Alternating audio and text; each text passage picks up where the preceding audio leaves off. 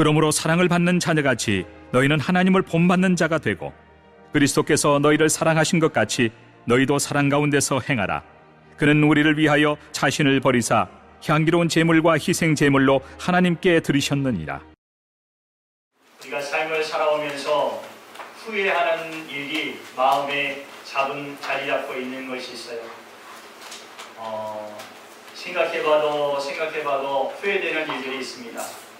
누군가와 심하게 다퉜던 일들이 그런 일이겠죠. 그때 다투지 않았었으면 참 좋았겠다. 또 한순간에 잘못된 판단으로 중요한 일을 그르쳐버릴 때가 있었습니다.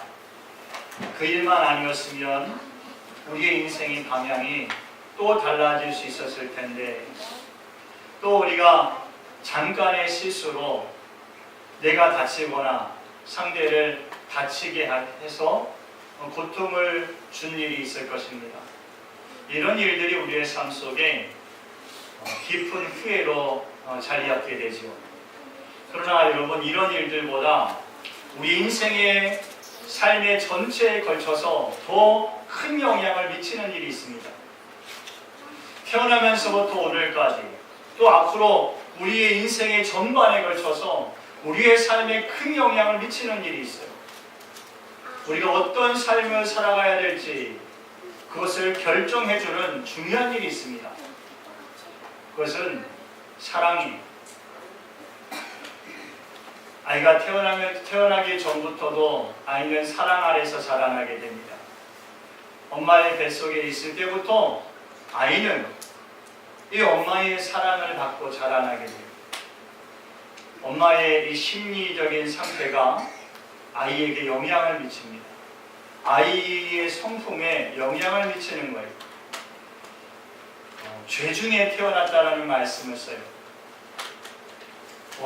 부모의 죄가, 죄된 마음이 아무것도 모르고 태중에 잉태된 아이에게 그 죄성이 전가되는 것이. 그러나 사랑도 마찬가지입니다. 사랑도 태중에 있는 아이에게 영향을 미치게 돼요.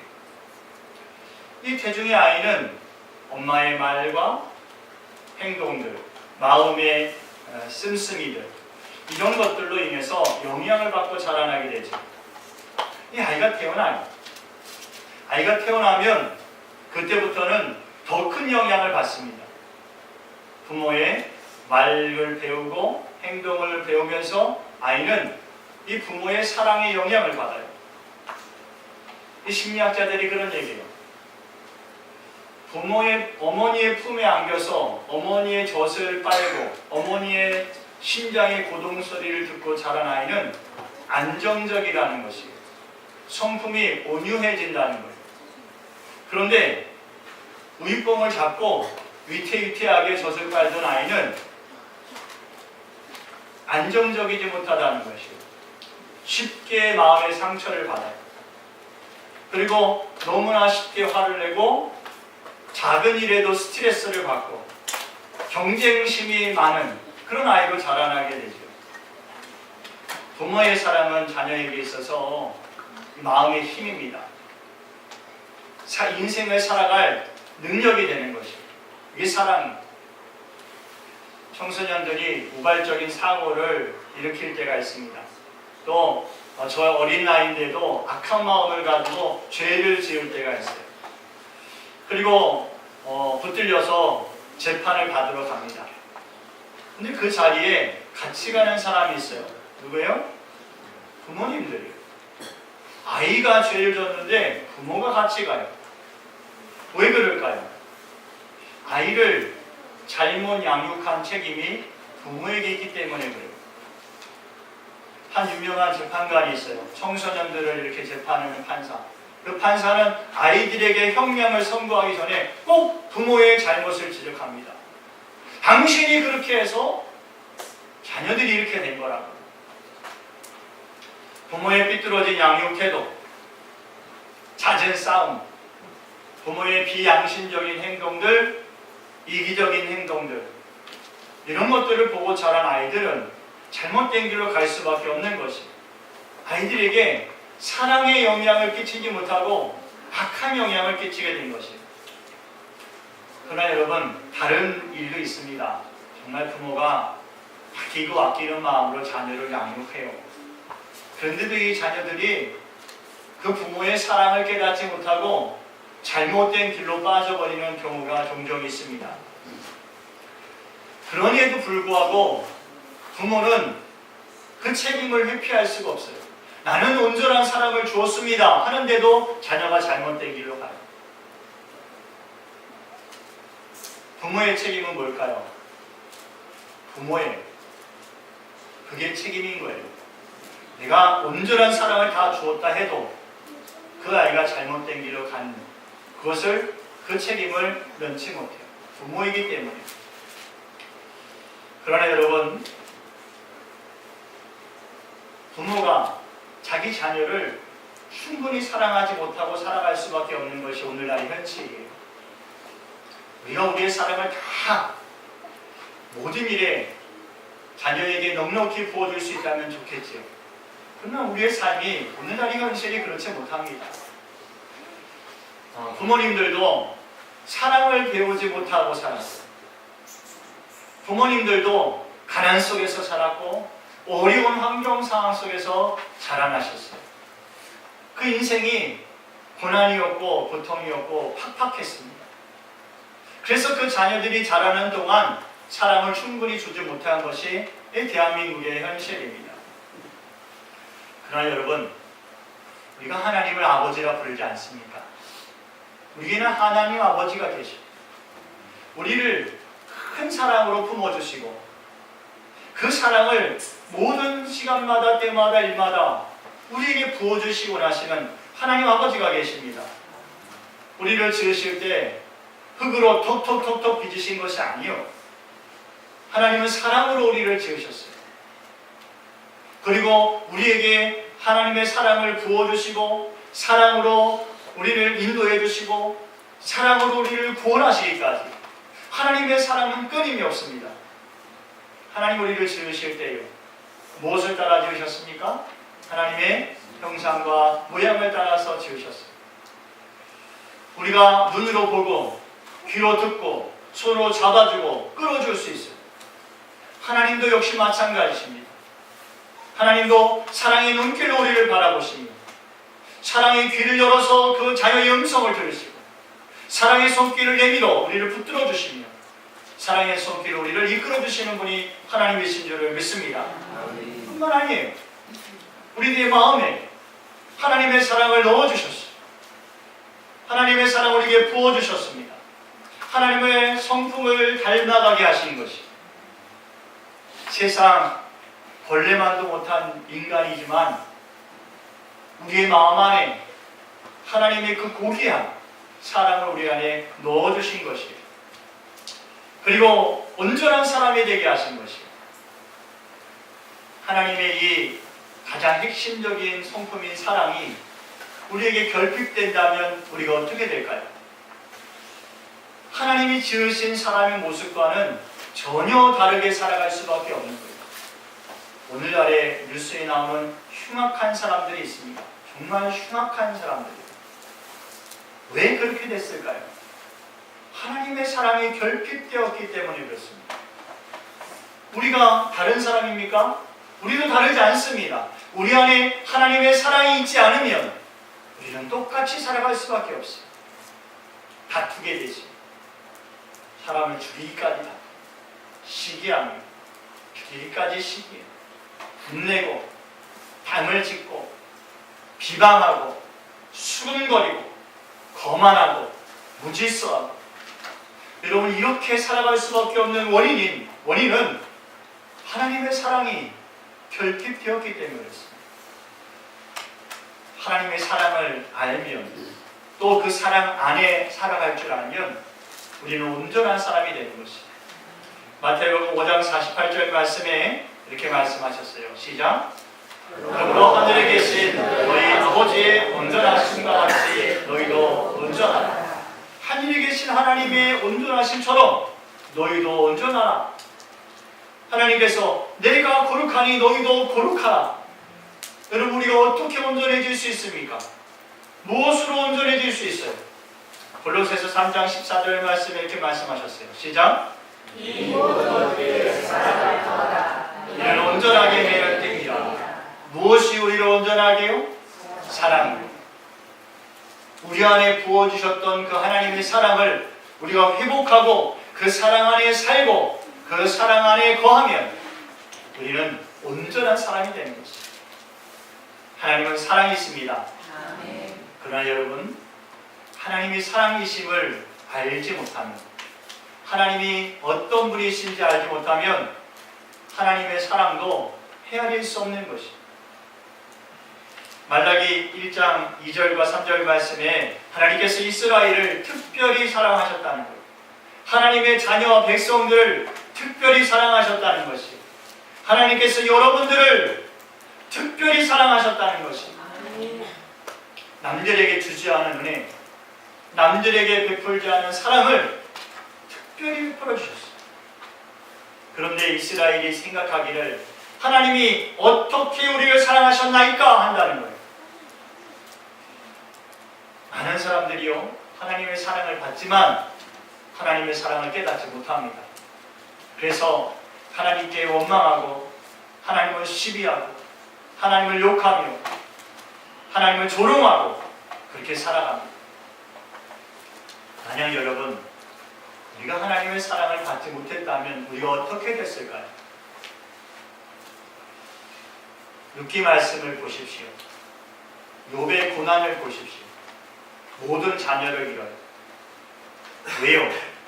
하나님이 욥을 사단에게 잠시 동안 내어주셨어요. 하나님의 사랑이 단절되었어요. 그랬더니 욥의 인생이 그렇게 돼요. 자녀들도 다 잃고 그의 재산도 잃고 그의 사랑하는 아내마저 욥을 저주하고 떠납니다. 욥은 건강을 다 잃어요. 죽기보다 못한 삶을 살아갑니다. 뼈가 상하고 살이 썩어가는 삶을 살아요. 여러분, 하나님이 욥을 사랑하지 않았기 때문에, 하나님의 사랑으로부터 욥이 단절되었기 때문에 욥이 그런 삶을 살아갈 수밖에 없는 것입니다. 우리가 하나님 안에 있습니까? 우리가 하나님의 사랑을 받은 것 같습니까? 네, 맞습니다. 우리가 하나님의 사랑에서 단절되었다면 우리는 사단 안에 있는 것입니다. 사단이 우리의 마음의 주인이 되고 사단은 우리 인생의 주인이 되어서 우리 영혼을 붙들고 흔들며 우리를 넘어뜨리고 죽기까지 가만두지 않을 것입니다. 우리는 하나님의 사랑 안에 거하고 있던 것입니다. 하나님의 사랑이 우리와 함께하지 않으면요, 여러분, 우리는 모든 환난과 고난 가운데 신음하며 살아갈 것입니다. 죽기보다 못한 삶을 살아갈 것입니다. 그런데 여러분, 우리가 이미 하나님의 사랑 안에 있습니다. 그 사랑을 깨달으십시오. 그 하나님을 알고 그 하나님의 사랑을 헤아릴 수 있는 은혜가 있기를 바랍니다.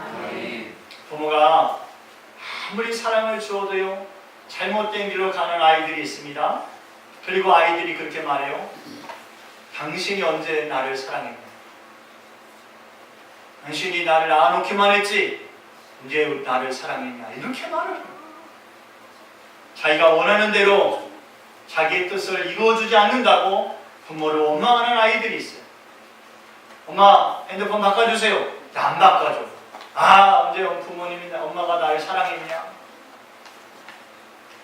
자기는 사랑받지 못하고 자랐다고 생각합니다. 하나님의 사랑을 깨닫지 못하고 자기 뜻대로 되지 않는 것에 대해서 하나님을 원망하고 시비하는 사람들이 있습니다. 여러분, 믿음의 자녀들은요, 그래서 하나님을 알아야 돼요. 하나님을 아는 만큼 하나님의 사랑을 헤아릴 줄 아는 지혜가 있는 것입니다. 여러분, 하나님이 우리를 어떻게 사랑하셨습니까? 요한일서 4장 9절 말씀이요. 시작. 하나님의 사랑이 우리에게 이렇게 나타난 바 되었으니 하나님이 자기의 독생자를 세상에 보내심은 그로 말미암아 우리를 살리려 하심이라. 하나님의 사랑이 우리에게 나타난 바 되었습니다. 여러분, 사랑이 보이는 겁니까? 사랑은 보이지 않는 거예요. 그런데 나타나 보이셨어요. 하나님이 우리를 사랑하심으로 죄인 중에 괴수 같은 우리를 살리시려고 당신의 외아들을, 독생자를 우리를 위해서 세상에 보내주신 것입니다. 우리를 위해서 향기로운 제물이 되게 하셨어요. 제물이에요. 우리를 위해서 그 아들의 생명을 희생하셨어요. 희생 제물이 되게 하셨어요. 우리를 사랑하시기 때문에. 여러분의 자녀를, 다른 사람을 사랑하여서 그 자녀의 생명을 내어줄 수 있습니까? 하나님의 사랑은 그렇게 하실 수 있는 사랑입니다. 우리를 자녀 삼아주기 위해서 죄인 중에 죄인, 괴수 중에 괴수 같은 우리를 구원하기 위해서 당신의 아름다운 아들을 제물로 삼아주신 것이 하나님의 사랑입니다. 하나님의 사랑을 품고 예수님 세상에 오셨어요. 그리고 우리에게 그 하나님의 사랑을 자꾸만 가르쳐주시고 보여주시는 겁니다. 여러분, 하나님 우리를 사랑하십니다. 하나님이 이렇게 당신을 사랑하십니다. 예수님이 우리에게 말씀하시고 가르치고 보여주시는 것입니다. 하나님의 사랑의 마음은요, 용서의 마음으로 우리에게 나타나 보이셨어요. 죄인 중에 죄인을, 그의 죄를 책망하지 아니하시고 용서하시는 그 용서로 하나님의 사랑을 우리에게 보여주셨어요. 그럼에도 불구하고 우리가 죄 가운데 살죠. 그런 우리를 또 불쌍히 계시고 또 긍휼히 여겨주셔요. 그런 사랑을 예수님 우리에게 보여주셨어요. 내 형제가 범죄하거든 용서해 주어라. 70번씩이라도 7번이라도 용서해 주어라. 예수님 정말 그렇게 용서하셨어요. 자기를 팔아먹는 가룟 유다를 용서하시면서도 그 용서를 보여주셨어요. 하나님의 사랑을 우리에게 보여주신 것입니다. 하나님이요, 우리를 얼마나 사랑하십니까? 우리를 용서하기를 하나님 얼마나 기뻐하십니까? 우리가 죄 지을 때마다 하나님 우리를 정죄하시는 분이 아니에요. 우리가 죄 지을 때마다 마음 아파하죠. 넘어질 때마다 마음 아파하죠. 하나님 더 마음 아파하셔. 아이고야, 너가 또 넘어졌구나. 아이들이 길을 가다 넘어져요. 무릎이 까지죠. 아프다고 울어요. 부모의 마음은 더 아픈 겁니다. 우리로 하여금 용서를 주시되 하나님은 우리의 죄를 묻지 않으시고 우리의 죄를 기억하지도 않으신다 하셨어요. 도말하여 버리신다 하셨어요. 우리의 죄를 파내어서 아예 흔적이 없게 하시고 기억하지도 않는다는 거예요. 하나님의 사랑이에요. 예수님은 하나님 앞에 향기로운 제물이 되셨다 하셨어요. 우리의 죄를 용서하시고 대속하시는 그 은혜는 하나님 앞에 향기로운 거예요. 정결하며 흠이 없는 제물이 되셨어요. 우리를 위해서. 예수님께서 더럽고 추한 모든 죄를 다 감당하셨어요. 그리고 우리에게 깨끗하고 거룩하고 온전한 새 옷을 입혀주시죠. 하나님의 사랑이에요. 오늘도 여러분, 우리가 그 사랑을 덧입고 살아가는 줄 믿습니다. 그 사랑 아니면 우리는 도무지 살 수가 없는 인생입니다. 죄인이지만 하나님의 의의 자녀로 살아가는 줄 믿습니다. 여러분들은 하나님의 의의 자녀들입니다. 죄인이지만 하나님 앞에서는 기억되지 않는, 그 어떤 죄도 기억되지 않는 의의 자녀인 줄 믿습니다. 여러분, 이렇게 하나님 우리를 사랑하십니다. 이제는 그 하나님의 사랑을 받는 자녀로서 하나님을 본받으며 살아야 할 줄을 믿습니다.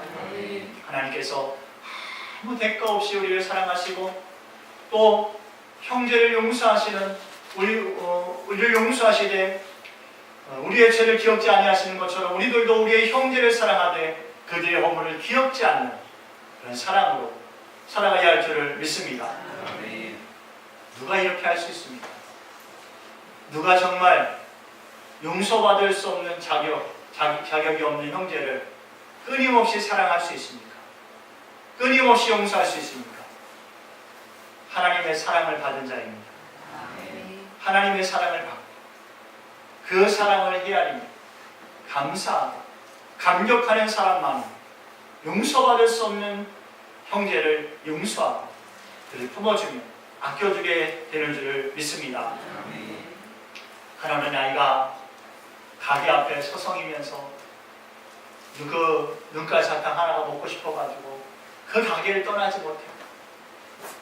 길을 가던 신사가 침을 꿀꺽꿀꺽 삼키고 있는 아이의 모습을 보면서 그 아이의 손을 붙잡고 가게로 들어가요. 그리고 이 신사가 아이에게 사탕 한 봉지를 사줍니다. 이 아이가 신이 나가지고 그 사탕 봉지를 들고 가게에서 뛰어나와요. 근데 그 옆에서 같이 지켜보고 있던 아이가 부러운 눈길로 그 아이를 쳐다보는 거예요. 너무 좋겠다. 어떻게 그 맛있는 사탕을 한 봉지씩이나 얻었냐? 하나만 줄래? 이 아이가 부탁하는 거예요. 하나만 줘라. 그 아이가요, 이 사탕 봉지를 들고 어떻게 할 것 같습니까? 아까워하는 거예요. 자기도 아무 덕이 행한 것이 없이 사탕 한 봉지를 받았는데 그 중에 하나를 떼어서 그 아이에게 나눠주기를 아까워하는 것이에요. 왜 그렇지 않겠어요? 여러분 다 우리가 그렇게 살지 않았어요? 네? 사탕 하나가 귀하던 시절에 그렇게 살았을 거예요. 이 신사가요, 어떤 마음을 가질까요? 얼른 그 사탕 봉지를 뺏어서 이 아이에게 줄 것입니다. 하나님의 사랑을 듬뿍 받은 믿음의 자녀들이요, 내가 받은 사랑 중에 그 얼마를 떼어서 다른 형제에게 나눠주는 지극히 당연한 일이 아니겠습니까? 하나님께서 또 사랑을 부어주실 것인데 내게 주신 그 사랑이 아까워서 다른 형제에게 나눠주지 못한다면 하나님 우리에게 그 사랑을 주실까요? 성경에 달란트의 비유가 있어요. 주인이 먼 나라를 가면서 종에게 자기의 재산의 얼마씩을 맡기지. 종에게 맡겨요. 그 종은 어떤 종일까요? 주인의 사랑을 받은 종이에요. 그 주인이 그 종들을 사랑하기 때문에 믿고 5달란트, 2달란트, 1달란트를 맡기는 거예요. 엄청난 재산을 맡길 수 있는 거예요. 사랑하니까요. 아들 같은 종이니까요. 그런데 이 1달란트 받은 종이요, 주인을 위해서 아무것도 하지 않습니다. 그것을 땅속에 묻어두죠. 그리고 주인이 그 자기의 것을 찾을 때에 당신은 심지 않은 데서 거두려는 나쁜 사람입니다. 그러면서 땅속에 묻어두었던 것을 갖다가 주인에게 줍니다. 이 종은 무엇이 잘못됐을까요? 자기가 주인에게 받았던 사랑과 은혜를 다 잃어버린 거예요. 그것은 새까맣게 까먹고 주인을 위해서 내가 내 사랑을 보답해야겠다는 마음이 없는 것이 악하고 게으른 종이에요. 아까 어두운 게 내쫓을 수밖에 없죠. 주인의 사랑을 받고 살아간다면 여러분 우리는 그 주인을 위해서 사랑을 헌신하고 또 우리의 사랑을 나눌 줄 아는 삶을 살아야 할 줄을 믿습니다. 마태복음 24장 말씀 보면요, 예수님께서 마지막 때에는 불법이 성행할 것이다. 그래서 사람들의 사랑이 식어질 것이다 그러셨어요. 불법이 성행한다는 것, 거짓 선지자들이 일어나고 거짓 복음이 일어나고 거짓 그리스도가 나타나서 사람들의 마음을 유혹하고 그들을 넘어뜨린다는 것이, 사람들이 참된 복음인 줄 알고 정말 그리스도인 줄 알고 쫓아갔다가 상처받고 넘어져요. 그래서 그 마음 안에 사랑이 식어져 버려요.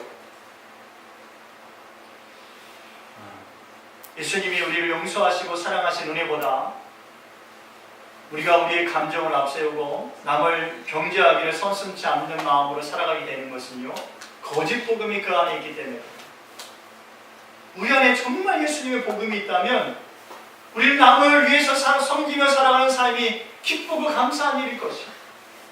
그런데 우리 안에 거짓 복음이 있어요.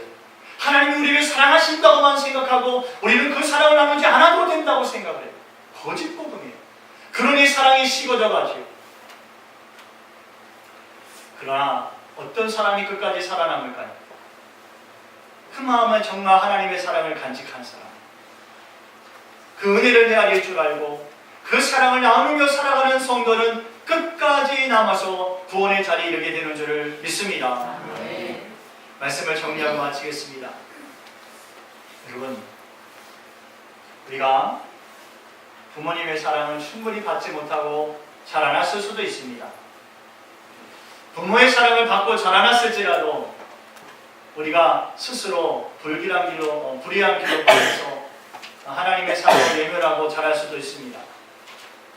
여러분, 그러나 오늘 우리가 우리를 사랑하시되 끝까지 사랑하시고 우리를 용서하시되 우리의 죄를 묻지 아니하시고 우리에게 은혜를 베푸시되 긍휼히 여기시고 하나님 나라에 이르기까지 그 자녀의 건설을 거두지 아니하시는 하나님의 사랑 안에 거하고 있는 줄을 믿습니다. 이런 하나님의 사랑이 없다면 여러분, 우리는 지옥 같은 삶을 살아갈 수밖에 없어요. 하나님의 사랑에서 단절되었다면 우리는 어떤 삶을 살아갈지 모릅니다. 여러분, 북한에 있는 동포들이 오늘 잘 먹고 잘 살 것 같습니까? 여전히 어렵고 여전히 춥고 배고프며 헐벗고 살아갈 것이 하나님의 사랑에서 단절되었어. 가난과 전쟁의 위협을 피해서 조그마한 배에다가 몸을 싣고 그 위태롭게 바다를 떠도는 보트피플들이 있어요. 배가 뒤치면 다 죽는 거예요. 그들은 하나님의 사랑에서 그만큼 단절된 것이죠. 가뭄과 기근 속에서 굶주리며 굶주리다가 죽어가는 사람들이 있어요. 수없이 많은 사람들이 그렇게 죽어가요. 하나님의 사랑에서 단절되었어요. 하나님의 나라에 대한 소망도 없이 세상의 죄에서 눌려서 바람 앞에 촛불처럼 위태로운 삶을 살아가는 사람들이 세상에 가득합니다. 하나님의 사랑에서 단절되었어요. 그런데 여러분, 우리는 그렇지 않아요. 우리는 하루하루 평안히 살 수 있고요. 우리는 마음의 평안을 누리면서 살아갈 수 있어요. 하나님의 사랑에서 우리가 단절되지 않았음을 깨달아야 알아야 될 줄을 믿습니다. 이제 여러분, 우리가 하나님께서 우리에게 물으신다면 대답할 것이 있어요. 나는 정말, 하나님께서 말씀하셔요. 나는 정말 너를 사랑한다. 그런데 너는 정말 나의 자녀로 살아가고 있냐? 나의 사랑을 본받은 자녀로서 세상에서 살아가고 있느냐? 하나님 우리에게 물으신다면 여러분, 우리가 어떻게 대답할 수 있습니까? 우리가 정말 하나님의 사랑을 받고 하나님을 본받는 자녀들입니까? 형제를 불쌍히 여기며 그를 위하여서 하나님 앞에 내 자신이 향기로운 제물이 되어 희생하기까지 그 사랑을 나눠주는 그런 사랑의 형제로서 살아가고 있습니까? 그리고 우리는 그렇게 살아야 될 줄을 믿습니다. 찬송가 311장 내 너를 위하여 라는 찬송이 있습니다. 가사가 이래요. 내 너를 위하여 몸버려 피 흘려 내 죄를 속하여 살 길을 주었다. 널 위해 몸을 주건만 너 무엇 주느냐? 널 위해 몸을 주건만 너 무엇 주느냐? 아버지 보좌와 그 영광 떠나서 밤같은 세상에 만백성 구하려 내 몸을 희생했건만 너 무엇 하느냐? 내 몸을 희생했건만 너 무엇 하느냐? 죄중에 빠져서 영죽을 인생을 구하여 주려고 나 피를 흘렸다. 네 죄를 계속했건만 너 무엇 하느냐? 네 죄를 계속했건만 너 무엇 하느냐? 한없는 용서와 참사랑 가지고 세상에 내려와 값없이 주었다. 이것이 귀중하건만 너 무엇 주느냐? 이것이 귀중하건만 너 무엇 주느냐? 사랑하는 여러분, 하나님의 자녀처럼 삽시다. 하나님의 사랑받는 자녀처럼 삽시다. 참 사랑을 보여주신 하나님 앞에서 우리도 참 사랑을 실천하면서 하나님께 기쁨이 되며 하나님께 영광을 돌려드리며 삽시다. 아멘. 사랑하지 못하고 살면요, 하나님의 자녀의 자격이 없습니다. 1만 달란트를 탕감해 준 하나님 앞에 내가 내 형제의 100데나리온을 탕감해 주지 못하고 살아간다면 우리는 자녀로서의 자격이 없는 것입니다. 우리는 변명하고 싶을 때가 있어요. 목사님, 내가 얼마나 괴로운 줄 아십니까? 그런데도 용서해 주라고요? 네, 이해할 수 있습니다. 괴로운 줄 압니다. 그러나 여러분, 하나님께 받은 은혜를 생각하십시오. 하나님께 받은 사랑을 생각하십시오. 그리고 끝없이 용서하고 끝없이 품어주고 그 용서의 은혜와 기쁨으로 하나님께 영광 돌리는 거룩하고 복된 성도가 되시길 바랍니다.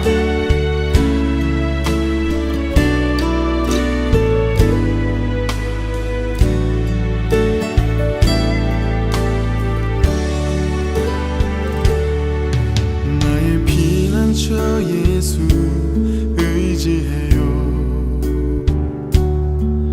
나의 피난처 예수 의지해요.